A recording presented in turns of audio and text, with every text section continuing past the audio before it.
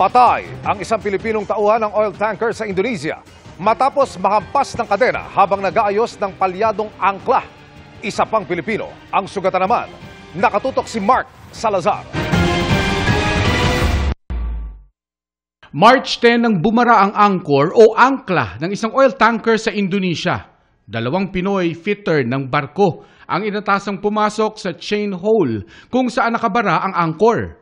Pero habang inaayos yan, kumalas ang kadena at humampas sa mga Pinoy na sina Romulo Gulyayan at Junri Popera. Binigyan tayo ng pamilya ni Popera ng mga litrato na kuha ng mga nag-rescue sa dalawa. Napuruhan kaya nasawi si Popera. Nasa ospital naman si Gulyayan pero nakausap siya ng asawa ni Popera. Saludo po ako sa asawa niya.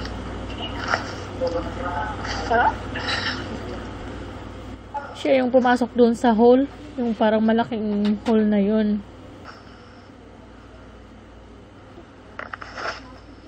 Wala bang tao na galaw doon sa may control, 'di ba? Parang Hindi po naka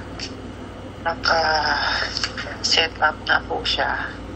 Isang kumbaga mga meter siya na medyo laylay kasi para makapasok yung tao. Last niya na text 3:20 PM, March 10. And then, yun ang hindi ko alam na darating pala sa kanya yung 5:30 to 6 PM, mangyayari yung aksidente na yun. 15 taon ng fitter sa barko si Popera at hindi ito ang unang pagkakataong nag-troubleshoot ng palyadong angkor. Ganun din po si Peter. Kapag tinawag na may problema, maasahan. Hindi siya yung mangarte. Talagang disgrasya po bang nangyari? Hindi ko pa masagot na.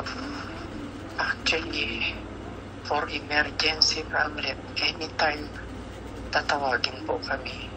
Okay. And yung kapitan, nagre-rely sa opisina yun kung ano yung gagawin. 1 linggo nang ipinaglalamay ni Elsie ang asawa ng walang bangkay dahil naghihintay pa ng autopsy ang katawan ni Junri sa Indonesia.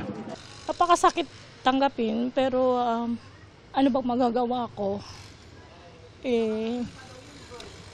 Sabi pa nga andyan na hinagap sa isip, hindi namin naisip. Kumbinsido si Ginang Popera na may nagpabaya kaya nadisgrasya ang asawa.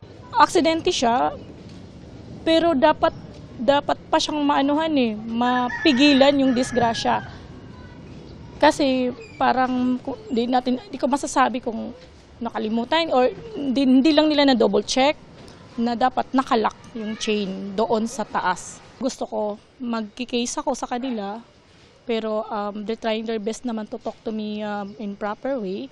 So mag-uusap-usap pa kami, hindi pa kami tapos. Mabilis naman daw nakipag-ugnayan sa kanya ang local agency ni Junri at ang may-ari mismo ng oil tanker. Maging ang OY nakipag-ugnayan na sa pamilya. Yung sa principal naman po, nangako talaga sila na sila ang sasagot sa mga gastusin at saka sa insurance naman po is mayroon. Pag-uwi sa labi ni Junri, ididiretso siya sa pamilya niya sa Surigao del Sur para doon ihimlay. Para sa GMA Integrated News, Mark Salazar, nakatutok 24 oras.